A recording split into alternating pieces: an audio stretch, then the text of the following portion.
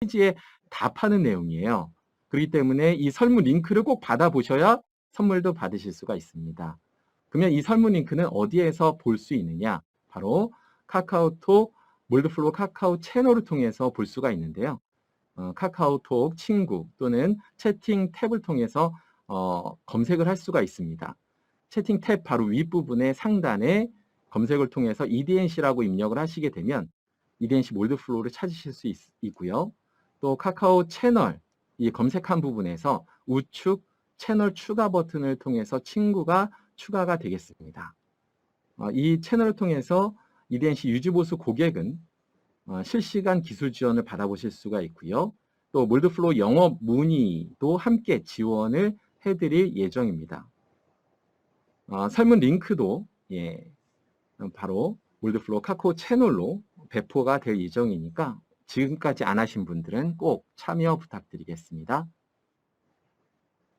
제가 인사말만 벌써 한 5분 가까이 지났는데요. 빠른 시간 안에 제 발표를 진행하도록 하겠습니다. 오늘 컨펌을 냉각 구현을 위한 오토데스크 몰드플로우 전략이라는 주제로 제가 발표를 진행하도록 하겠습니다.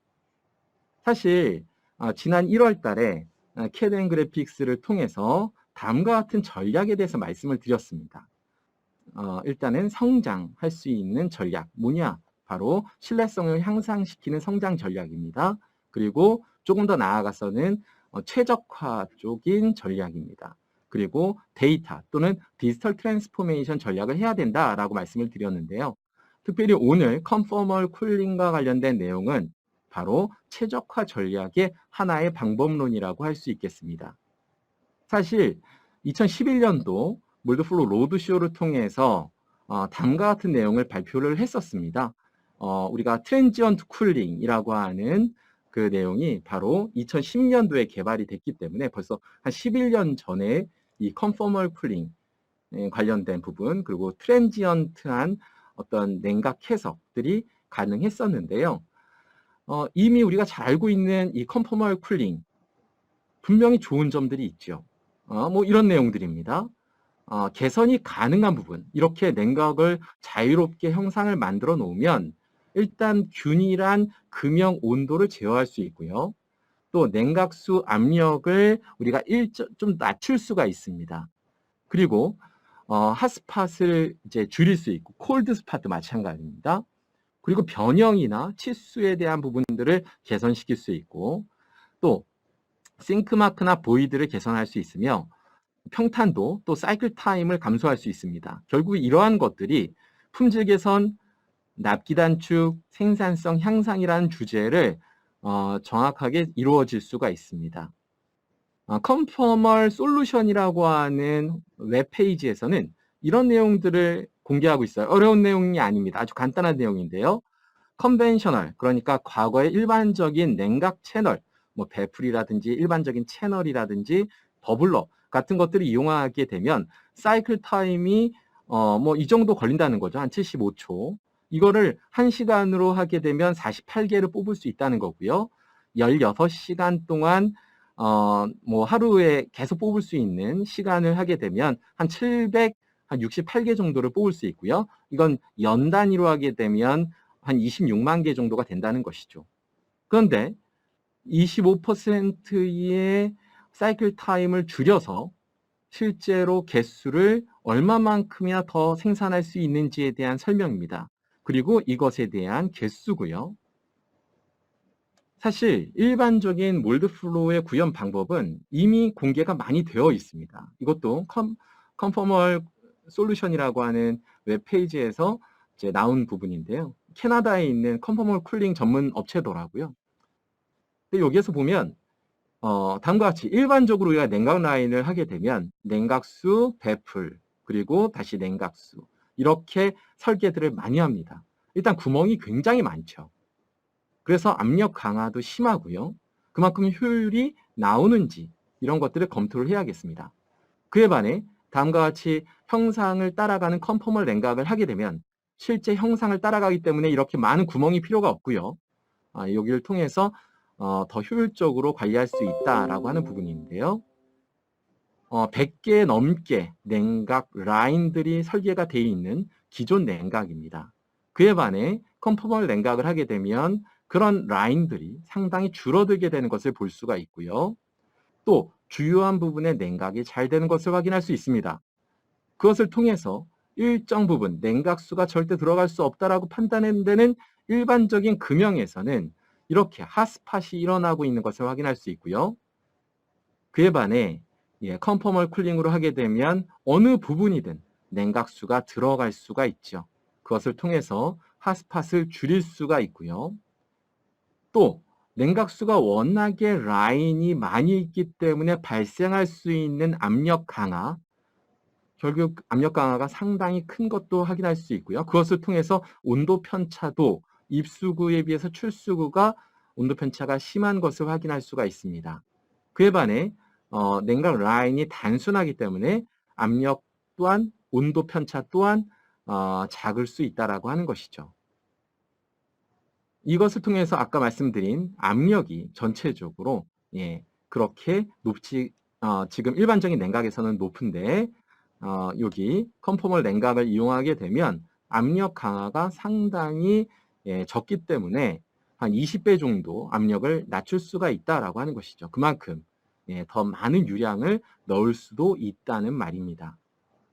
그것을 통해서 변형된 결과고요. 특별히 핫스팟이 일어난 부분에 변형이 많이 발생을 했는데 이 부분이 냉각수가 들어감으로 인해서 변형이 60%가 감소한 것을 확인할 수가 있습니다. 또 온도에 대한 부분들도 균일하게 온도를 유지할 수 있느냐라고 하는 부분에서 다음과 같이 온도가 15초 뒤에 어느 정도 온도가 떨어지는지에 대한 부분인데요. 기존 냉각의 경우 뜨거운 부분이 많이 있었고 이 부분에 실질적으로 더 냉각 라인이 들어간 부분에 온도가 뜨거운 부분을 많이 해소할 수 있었습니다.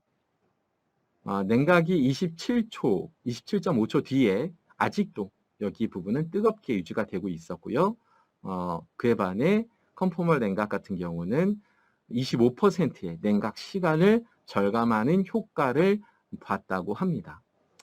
여기까지는 일반적인 우리 냉각에 대한 부분의 소개입니다. 이건 여태까지 여러분들도 아마도 컨포멀 냉각에 관심 있는 유저들이라면 다 한 번씩 해보셨지 않았을까 싶어요. 그런데 조금 더 나아가서 컨포멀 냉각을 못하는 이유가 뭐냐라고 하는 부분에서 가장 첫 번째로 금형 제작 비용이 상승한다는 것입니다. 근데 이 부분을 매직코어의 박용석 부장님이 해결을 좀 해주실 것 같고요. 또 냉각 설계를 어떻게 할 것이고 가공 방법을 어떻게 할 것이냐라고 하는 부분에서 오토데스크의 이원기 차장님이 말씀을 해주실 예정입니다. 그러면 저는 뭐 할 거냐? 일단 금형의 강도를 우리가 예측을 어떻게 할 거냐라고 하는 거죠. 냉각수와 제품 부분이 얼마나 가까워지느냐에 따라서 금형의 강도가 얼마나 떨어지느냐. 이 부분은 굉장히 구조 해석을 좀 해야 되는 부분들도 있고요. 냉각 라인을 어디까지 가까이 가야 되느냐라고 하는 부분에 고민을 좀 해야 되는데 이 부분에 대해서는 박사 논문인데요. 형상 적응형 냉각 회로 자동 최적 설계 방법 연구라고 하는 주제로 최재혁 박사님이 발표를 해 주셨더라고요. 그래서 그 논문을 제가 잠깐 갖고 왔는데 이런 논문이었습니다.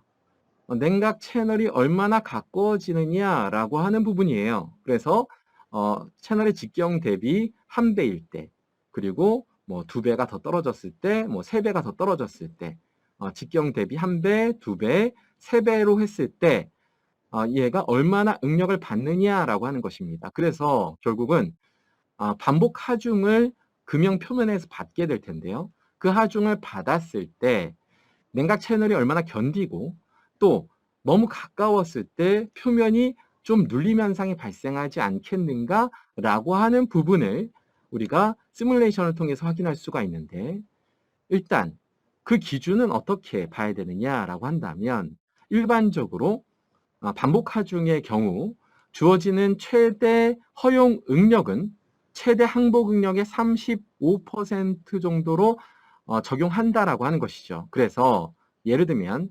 HPAA1A라고 하는 이 금형 재료 중에 항복 응력이 약 400메가파스칼짜리를 이 논문에서는 확인을 했는데요.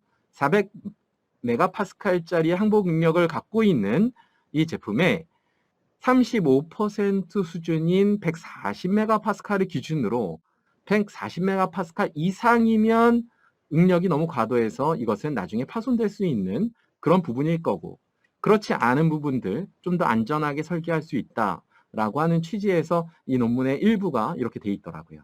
그러면 우리는 1D는 절대 안 되고 2D 이상부터, 그러니까 최소한 직경 대비 2배 정도 떨어진 부분부터는 가능하다. 근데 이 부분에 직경이 몇 파이짜리냐에 따라서도 결과들이 좀 다르긴 하고요.